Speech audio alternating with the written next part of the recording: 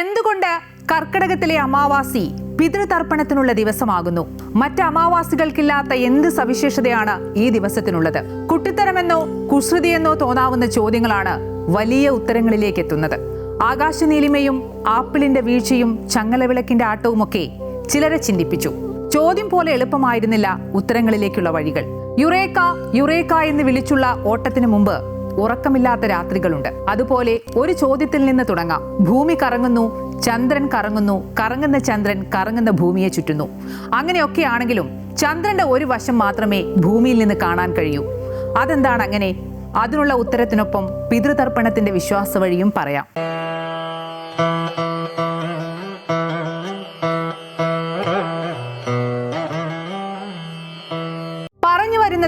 നമ്മളും ഭൂമിയും ചന്ദ്രനും ഒക്കെ ഉൾപ്പെട്ട ശാസ്ത്ര സത്യങ്ങളും വിശ്വാസ വഴികളുമാണ്.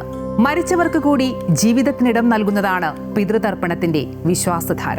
ആ എളിമയിലാണ് ജീവിതത്തിന്റെ അർത്ഥം. ആത്മാക്കളുടെ ഇടം ചന്ദ്രനിലാണ് എന്ന വിശ്വാസത്തിലാണ് വാവുബലി. ചന്ദ്രന്റെ ഭൂമിയിൽ നിന്ന് കാണാത്ത മറുപുറമാണ് ആത്മാക്കളുടെ സ്ഥലം.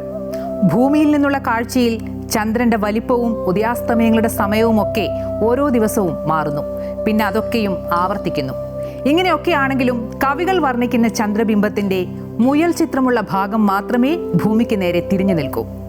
ആകാശത്തെ രണ്ട് ഗോളങ്ങൾ തമ്മിലുള്ള ബന്ധമാണത്. ഭൂമിയും ചന്ദ്രനും തമ്മിലുള്ള ആ ബന്ധമാണ് ടൈഡൽ ലോക്ക്. ഒരാകാശഗോളം മറ്റൊന്നിനെ ചുറ്റുമ്പോൾ ഗുരുത്വാകർഷണ ബലം കാരണം അതിന്റെ സ്വയം കറക്കത്തിന്റെ വേഗത കുറഞ്ഞു വരുന്നു.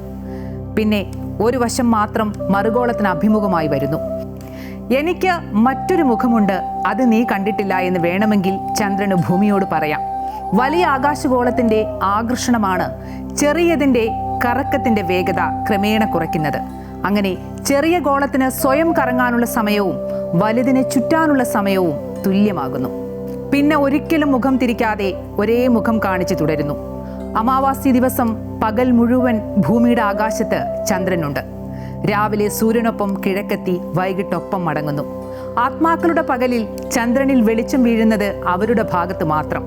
മണ്ണിൽ നിന്ന് കാണാതെ പോകുന്ന പകലിലെ പൗർണമിയാണ് ഓരോ അമാവാസിയും. അനാദിയായ കാലത്തെ നമുക്കും പൂർവികർക്കും ഒരുപോലെയല്ല അളന്നു വെച്ചിരിക്കുന്നത്.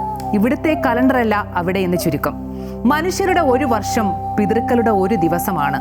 നമ്മുടെ 6 മാസം അവിടെ ഒരു പകലും ബാക്കി 6 മാസം രാത്രിയുമാണ്. അതുകൊണ്ടാണ് വർഷത്തിൽ ഒരിക്കലുള്ള ബലിതർപ്പണം അവർക്ക് ദിവസേനയുള്ള ആഹാരമാകുന്നത്. അങ്ങനെ വർഷത്തിൽ ഒരിക്കലുള്ള കർക്കിടക വാവുബലി പിതൃക്കൾക്ക് നിത്യവിരുന്നാകുന്നു. ചന്ദ്രന്റെയും വാവുബലിയുടെയും കാര്യത്തിൽ ശാസ്ത്രവും വിശ്വാസവും അങ്ങനെ ടൈഡൽ ലോക്കിലാണ്. ഈ വിശ്വാസശാസ്ത്രം ഒരു ചോദ്യത്തിൽ അവസാനിപ്പിക്കാം. ഭൂമിയിൽ നിന്ന് മുകളിലേക്ക് നോക്കിയാലാണ് ചന്ദ്രനെ കാണുക. ചന്ദ്രനിൽ നിന്ന് ഭൂമിയെ കാണണമെങ്കിൽ എങ്ങോട്ട് നോക്കണം?